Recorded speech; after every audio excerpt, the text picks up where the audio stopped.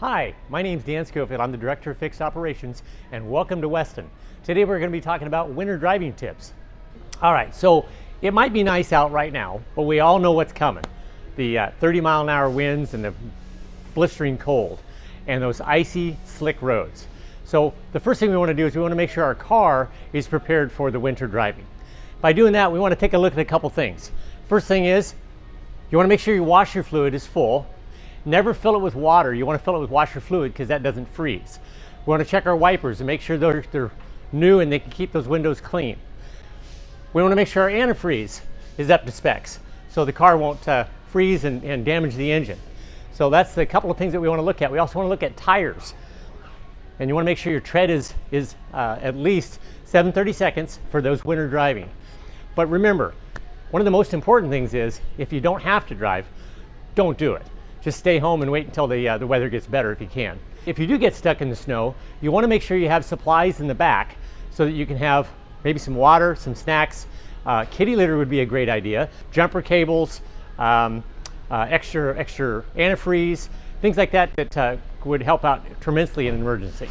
All right, so in case you don't know what to do with the cat litter, it's not for the kitty, it's for the car.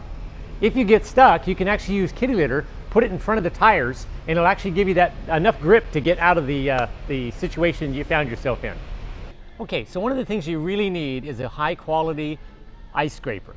And remember, that's just for the windows. We've had some customers that actually used it on the paint to clear the ice and snow off their car and found out they've done thousands of dollars damage on their vehicle. So that's just for the ice on the windows.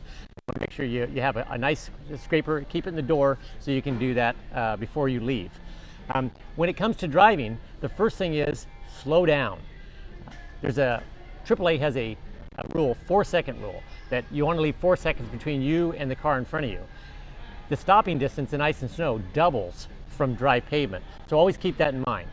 When you're coming to a hill, you want to keep going. You don't want to stop on the hill because there's nothing worse than trying to start back up when it's icy and snowy.